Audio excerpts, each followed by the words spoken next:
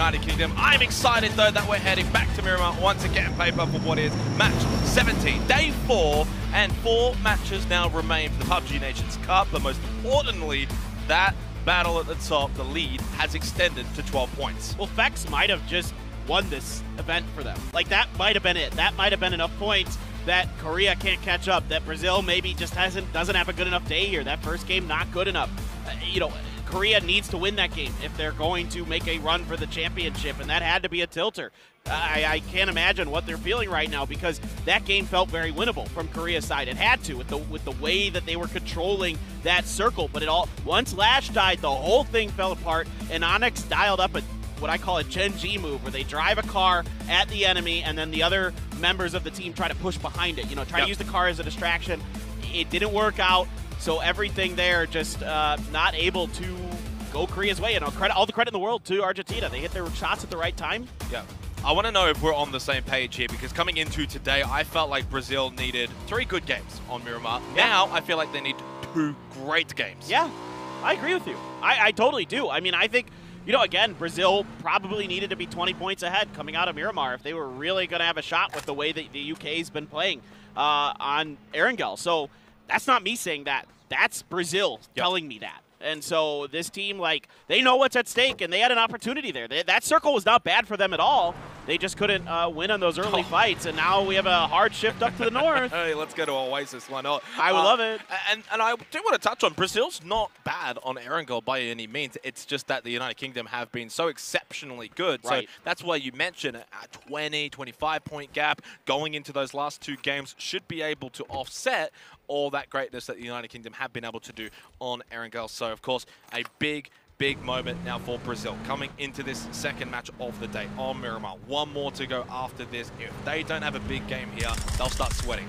Oh, no doubt about it. And they've got a very far circle away from them, literally on the opposite side of the map, like we talked about with Germany in the last one. Similar situation that Brazil's going to be facing here onto this one. I'd love to see Brazil take their time on this. I'd love to see a long westerly rotation, go all the way past El Pozo through by La Coberia. Damage that obviously didn't quite get the full reward, but it's still a decent game for Korea and Seoul. He's insane. He's pretty good day 1 as well, mind you. They averaged like 10 points a game on the first day, but day 2, day 3, then you've got 2 games to go and you're in contention. Is that something that has to go into their minds? But there are probably many out there who are like, wow, Vietnam's really good. Well, fabulous tournament for them, and honestly, I just hope that we can have that sort of grandstand finish at the end of the day between them and the United Kingdom. Yeah, they're making the rotation I was really hoping that they would make, and this is exactly what they should be doing in this situation. And you say you like underdogs. Is that because you're from down under? Get it? Yeah, I get it. Don't know how funny that one was, but I get it. Look, sorry, that's funny to me. I don't know. Funny to you.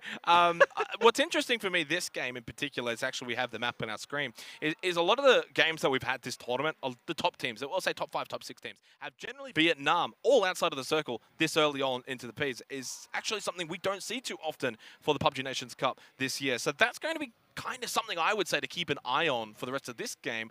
These teams generally have good zone control. I mean, look at Brazil. We know that they've been able to catch 9s at this tournament. They've been getting good circle shift. They're probably going to need that this tournament because they're coming in quite late. Yeah, look, for Brazil, they're going to have to adapt to a new style because the circle today, right now, not as friendly. And so it's just a matter of kind of the experience and the preparation. I'm sure they have it.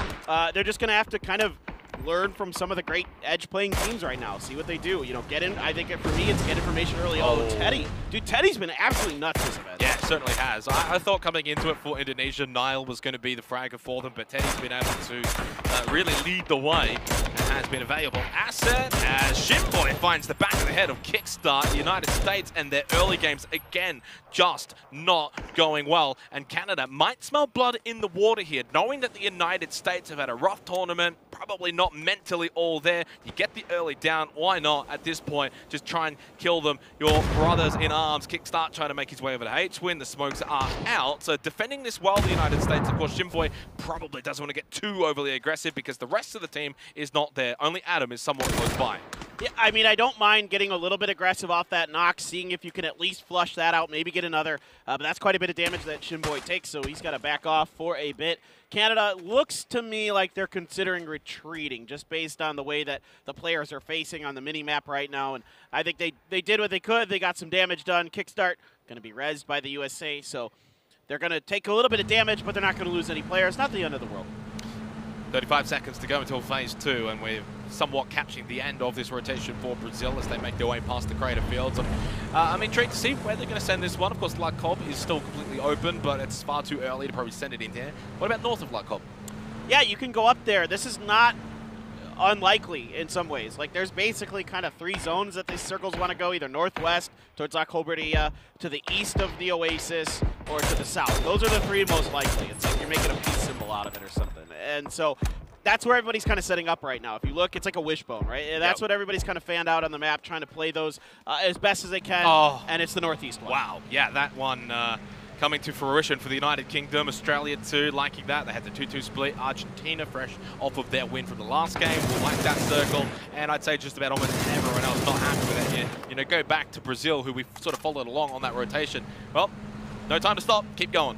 Yeah, just drive through the Oasis and try to hide out. I mean, that's... Yeah, they don't even get to try to pre-rotate. They're already in the vehicles anyway, no matter what. So now everybody's on the scramble because there's only so many places to play over on this, because it's the further east you go, the worse the terrain gets. And so teams are scrambling. And Japan leading the pack of teams, trying to get down that road, but you got the UK already positioned there. Yeah, and Thailand in a good position. Of course, they're going to catch a lot of teams rotating past them. We just saw Japan go past them. China, I think Korea might also come into their sight lines. Very difficult shots to land, though. That kind of angle, that kind of distance. Of course, they're in the vehicle, so for Thailand, probably not expecting them to find a knock or a kill there. Fex does find one, though, and T-Bone. They're going to be absolutely loving this circle shift, and all of their teams making their way to this compound. Japan have essentially just fed them 4 very easy kills. There's only one left standing, and not even for much longer. That was far too easy for our top team at this event. Make it a 16-point lead now to Brazil. That's just chaos and confusion for the Japanese team. I don't know that they were I don't know if they were expecting someone to be there. I think you should at this point in the game. Now Diggory's going to hit Xiaolu. Some pretty good mini shots, but really Japan there, that's an unacceptable mistake. You can't be doing that at this phase in the game, at this phase in the tournament. You know, they played great. They've got 2 wins again, just like they did in PNC 2019. But that right there, just you've got to either peel off early or commit to that attack on that compound soon. I feel like, in fairness, playing devil's advocate, they were one of the earlier teams to start their rotation for this circle shift, so they probably felt like maybe they were in the lead to get to that compound, and at that point probably just assumed it was so far northeast that maybe for that last circle no one had made it home. But of course, as we know, the UK were there. Minute 20 seconds though until phase 3. Brazil continue their rotation and basically force north side of the Oasis, where actually Canada are already located, so it's not going to be an easy game for Brazil here. They're going to have to fight for this. No doubt about it, but I love what they're doing. They're playing this exactly the way that I would hope they would. Now, the problem could be that you do have Canada looming in a big 2-2 split on the northeastern edge of the Oasis. Vietnam just kind of going to play edge here on the western side of things, head out to that warehouse, the Cobredia warehouse, just to the east there. They're just going to set up shop, wait this one out. A lot of teams going to have to do that right now. Circle probably going to keep going northeast. East, yeah, northeast, most likely. East in some direction, almost for sure. Circles can end actually pretty close to the top of the mountain where USA is, but for the most part, yeah, it should go east. Yeah, and at this point, if it does at least go on top of the United Kingdom here for phase 3, I think they're going to catch 9. I think this could actually end up being a massive determining factor for the rest of this tournament. If they do in fact get this circle shift onto the 2-2 split they've got, those compounds, this could be a massive game for them to continue to extend that lead, especially in a game whereby Brazil don't look like they're in the best of position to do a whole lot either. So this lead could really go out into the 20-point kind of margin with only then 1 more game to go on Miramar. And nobody's contesting Michael's spot. Now this does the unusual shift. Wow. Well, this is the story of this tournament. The circles do the unusual shifts, and now it's going to start heading probably more south. I say that, but there's enough room on the north, again, to the east of the USA, where China, Australia are, that you could fit you could fit a circle in there. Yeah, I like that you're looking up north. I'm sorry, but I'm just looking at Thailand right now, and obviously the crowd, you may have heard them briefly. They got excited because they're in a great position for the circle shift, and being completely frank right now, maybe a little bit biased, but the Australians are sitting there like, again, every single circle shift has been shifting away all tournament, and it's happened again because arguably they and the United Kingdom, Germany, probably in that kind of area, they would have expected the circle to go to phase 3, but always expect the unexpected when it comes to these Pubg circles. Yeah, I would have said that Australia and UK had the best positions in that phase 2 circle. I would say that those are the ones I would want. And even like I was going to comment that the UK kind of getting away with one for free. Teddy just is absolutely wild. I mean, that's, oh, Strimzy steals it, but still, he got the knock. I mean, he is just wrecking people's days single-handedly for Indonesia. Man, Strimzy's absolutely wild.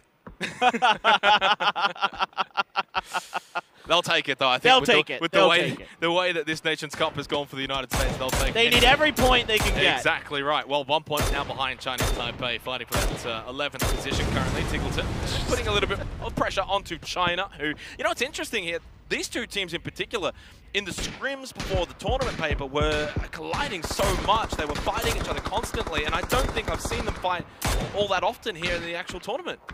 Maybe once or something. Not that not that I can consistently remember. It hasn't been a storyline or anything like that throughout this. It hasn't been, you know, some of these top tier teams clashing against each other.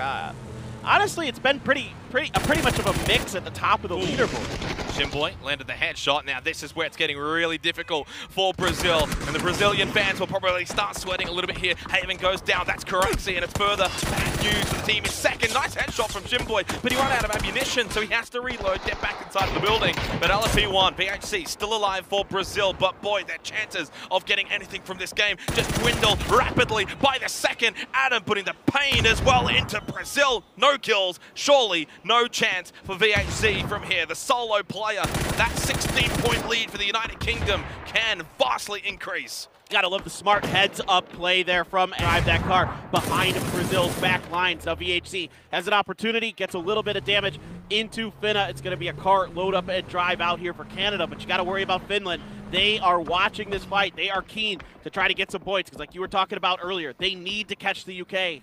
And it's job done, unfortunately, for Brazil. That they've lost 3 players now, so job done by Canada. Brazil, yes, still alive, but deep inside of the blue for VHC, over towards Oasis. I don't see really much of a future for them in this particular game. Circle, shift onto the UK as well. Northeast, like we maybe expected from the circle earlier. We see Australia now putting the pain to Canada. You mentioned them, of course. They needed to get moving, but it looks as if they've moved straight into the sightlines of Australia and away from Finland. Yeah, this is just Australia making it rain now. Canada's falling apart. Shimboy just runs Finna over. He knew he was dead. There was no hope of getting him back. And great shooting from Tiggleton with that mini. That's the Tiggleton we know and love. And now Vietnam has to make their move across Thailand's sightlines. But right now, they haven't taken much damage. They might be able to get into these hills. Now, of course, up ahead, you can see Korea already on that prime top compound. This is going to be rather tricky. These hills are actually kind of exposed. There's some spots you can hide, but you will be shot at quite frequently. South side of the circle getting heavily congested. In the minimap you can see 3 up for Turkey, 1 down now for Vietnam. And Duckmite and Onyx got that down with the SLR. Quetpa wanted to probably try and get that steal, but does not want to overpeak the area. The Murado is still there, a little bit of cover, but gets eliminated by Axelef. Duckmite goes down, now Sapout falls to Seoul. Big points here being collected by Korea. Yeah, they really need these. I mean, again, the last game wasn't good enough, so this one has to be even better for Korea if they have any hope of getting into that top spot. Brazil is going to go down in the background in 14th place, so 0 points for them in this game, and that's going to extend the UK's lead even further. And puts even further emphasis now on Korea to continue to have a good day. Only 23 points behind Brazil. You finish this game off strong, get some kills, have a really good result, and suddenly even second looking very comfortable for them as we continue to see Turkey on the outside. They will find the down onto Teddy, but stolen by Leo. So many steals happening at this event. Yeah, I mean, Korea now kind of thinking maybe they want to get out onto these ledges, maybe go for a little bit of damage. I could see them at least considering it. Australia now has to maybe fight Finland. Finland going for the group up and the move out, but Australia hot on their heels. How aware is Finland of this pressure? Okay, now they definitely know. definitely aware. Page, though, is he a little bit stuck over towards that little concrete building. On the move now, Finland looking to provide a bit of cover, get over to this position, and maybe look to just try and rotate past and away from Australia. We'll see if any knocks happen. You'll see it, of course, in the kill feed. Saki's going to go down here. That's Lyron. Turkey finding that kill. So that's Vietnam out in 12th position. That means Korea, of course, will stay into the top 3 and continue to climb and try and catch Brazil. Finland, this is a rough time for Page to spit out. Elite 12 will capitalize for Australia. Yeah, one of those tires got popped on that Murado, and that spun him out, and Page is done and dusted. It's actually going to be Aches left from China who's going to steal that kill, and now Finland scrambling. They have the edge of the circle. They've got a little bit of cover to work with, but it is not much, and they're going to have to commit smokes early to make sure that that position is safe. USA has a great position in a lot of ways. They can just kind of work down this hill. This hill is actually so tall, you can kind of get away with a lot that you normally wouldn't be able to, but they have China up ahead, and they're going to know. They're going to see him right away. And they get the circle shift from the heavens for phase 5, and from the heavens of Kickstart throwing the nades on top of China. Aches left down, courtesy of Sharpshot inside of the shack though. Very difficult to land the nades in there from the backside. Xiaolu pushed up and somehow survives that vehicle, almost flipping onto his head. USA don't get much, and now they're getting shot at. They have to feel like they have to fall back. Yeah, I mean, those are long-range shots coming out from Argentina and Korea, who now have to make a rotation. Escalusia going to get Leo with the headshot there. He's pushed out, isolated, but he's going to get taken out from afar by Kickstart. Kick there, quick on the reaction. He'll get saved. Yeah, he should be okay here, though. You're absolutely right. And then you've got the other 2 members of Thailand still inside of that compound as well. On the minimap, Norens is there. We'll see what they're going to be able to do. Maybe push up towards the USA, where actually Turkey are just making their inroads now too. So the USA, now of course they're not going to get pushed by China, but you do have to remember they're getting shot at by the likes of Argentina across the distance. He actually got knocked by Kickstart, but stolen by Inonix. Escalusia does not actually get saved because Chinese Taipei have pushed onto Thailand. Yeah, they felt like there's an opportunity here for them to get kills, but there is good covering fire. Belmont going to get a knockdown. China pushed onto Turkey. China pushed? Yeah, they've actually come out and they're looking to collapse in third party onto the United States, and I'm not sure who's actually winning it right now. Xiaopian down, same with Xiaolu. Maybe only one standing for the United States in H-Win. 1v1 now with Ming Ming to see who can stay alive and move forward in this game. Korea starting to flank out and cover the hills. It is going to be Nurens that's going to take Savior out, so looks like for Thailand on the other side of things, they're able to stabilize Win, taking a whole bunch of damage. Going to have to fling those stuns out, but Ming well ahead of it, well aware of what the situation is. He has a ton of damage, full health himself. It's going to take a heck of a shot here from H-Win to finish the job, and he does! How did he do that? H-Win with a big result on the Ming Ming, but we now shift our attention quickly over to Korea. Chinese Taipei, Loki with a big name onto Leo, has another one, throws it out, that's the last one, that's great, onto Yan Lee, perfection personified, but Korea go out anyway. Mal Rush with a big time play. Wow, what in the world happened in that fight? All of a sudden, Korea had a couple knocks, but Chinese Taipei just turned it on and was able to finish the job. The problem is now, the circle's here, it's phase 5. That means those 2 players out there are done. Win might be able to pick up one more point. He couldn't get it in time, but still, for Korea, not the result that they needed to have any hope of catching the UK. They're still in it. They're still 4 strong. And 21 points behind Brazil. Make it 20, though, now. Malrush goes out to Michael. 7 teams remain as the United Kingdom continue to just sit on their thrones at the top of this leaderboard. It's almost a 20-point gap. And boy, Paper, I feel like they can do so much more damage in this game as well.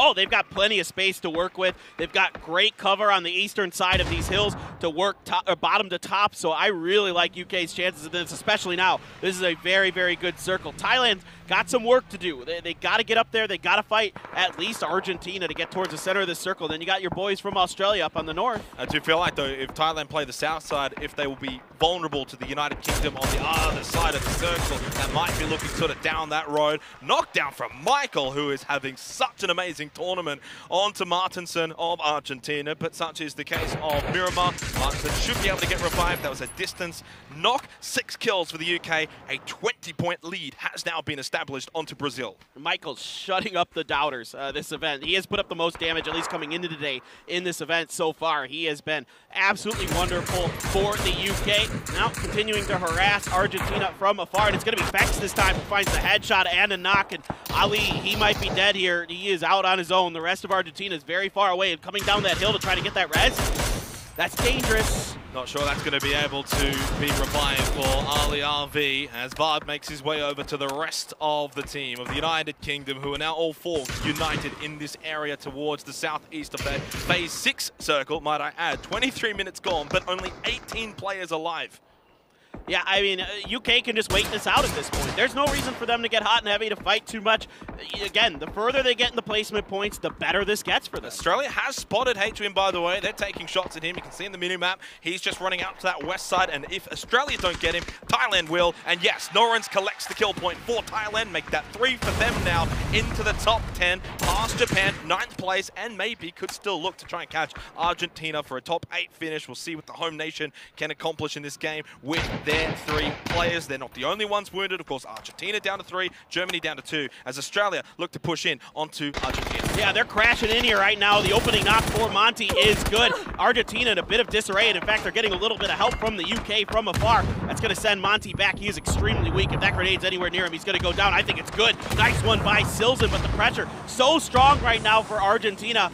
They're doing a great job holding this down, frankly. Thailand, though, are wrapping on the western side, pushing up. Now, Luke 12's the anchor, watching that position. Janky, you can kind of just see on your screen in the backside there. He'll be looking to get involved, start throwing out some Molotovs, some nades. Monty's down. Australia, of course, being the team to try and make that aggressive movement first, means everyone else wants to collapse and third party on them. I love the play by Australia. I think it's absolutely the move. Having that high ground position above Argentina, I think they thought that would have gone a little bit better. But yeah, like you said, Thailand now trying to hit them from the side. But something about this, it doesn't feel good for Thailand. So they throw some stuns and back right off.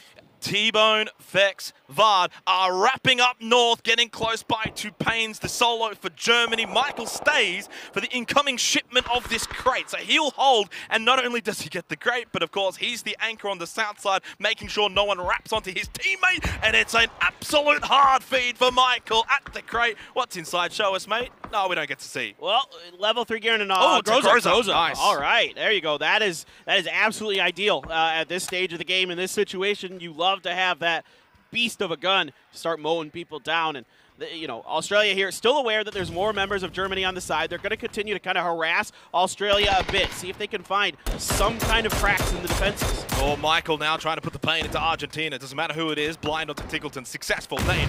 Well over the top of Silzen. Continuing to take damage by Michael. Headshot. Knockdown. That is so impressive from that kind of angle through the crack of that fence. Michael continues to have such an amazing tournament. 8 kills for the United Kingdom. So much control with this circle. And Australia and Thailand pushing closer to each other out towards the west. Janku here trying to hold the lines, and Australia doing a good job fanning out, and it's T-Bone, it's the UK. Again, they have complete purview over this entire circle. They're harassing literally every team inside of here at some point or another, and Australia looking to maybe try to hammer down on some position, but no matter where they go, it's going to be difficult. UK just sees so much. Yes, and they've got no pressure on them at all. I mean, of course, Paynes is the solo for Germany. He's not really expected to do anything, but just sort of rat and see if he can get placement points. So the UK not only have to circle, but no teams near them, no teams pushing on them, and not even really any snakes close by that can maybe get a kill. T-Bone from that distance with a 6x mini down. Monty, he goes. Thailand still inside of the smokes with the blue pushing them forward. That's just absolutely filthy. I mean, that is just 2 shots, and T-Bone just sets Monty down. Thailand's in trouble here, though. The angle that the UK have on them is paramount. It's so strong. Once that smoke dissipates, they are completely out in the open, completely visible to Michael and the rest of them. They already got the knock onto Norens, Balmos, Janku. Not long for this world. Switch over to the Groza and start peppering that smoke, and Australia just trying to hang on, keeping Argentina and Thailand just kind of pushed over on the side. They're just trying to work their way down the hill. Finally, Silzen's going to be down. Argentina, though, able to punch back. And finally, they are going to fall. And then the down onto Flood, though, by Janku, who did just get then knocked by T-Bone. UK, this is the chance to just really nail home and get this win and potentially the win of the tournament. They've got such a big lead over Brazil now. Michael continues to just make life absolutely painful for Thailand. Australia can't get the revive onto Flood or Tiggleton. Now, T-Bone pushing the Molotov over the top. Balmos, is he going to be able to do anything? Still just down, not giving away his position. Norens goes down, he's gone. Only 1 left for Thailand. UK surely will find victory. Well, UK now not sure where the last member of Thailand is. I think they thought that that was going to be it if they could get that kill. Didn't happen. Payne's going to find his end as Vex has taking him out. Now, man, this is just, I mean, dude, what are we going to do here? UK's, they're running over this. They've got complete control of the circle. Australia's on the blue. Lads. Lads. I think it's coming home. Lads. Michael knows where Belmoth is. Nade, is it perfect? No, just bounces away. Another one. They know. Last one. No, that two falls short. Belmoth is able to survive timely. Vard has, of course, got information on Australia. It is just a matter of moments before the UK are going to find their first win on Miramar. This is it. This is, yeah, they're not only are they going to find their first win, this might have ended the tournament. Belmoth, no choice but to go down to the blue. Australia here as well has nowhere to go. There's no cover in front of them, but Luke got a big knock. 2 versus 3 as it stands currently. Depending on if T-Bone wants to go for the revive, they have the angles though, and it's so much pressure. Luke can't move at all. Forget the 3 Lions. It's the 4 Lions of the United Kingdom who are looking to bring it home. And that may just be the end. The UK has taken such a huge lead. I don't know if it's possible for anybody to catch them at this point. It will be a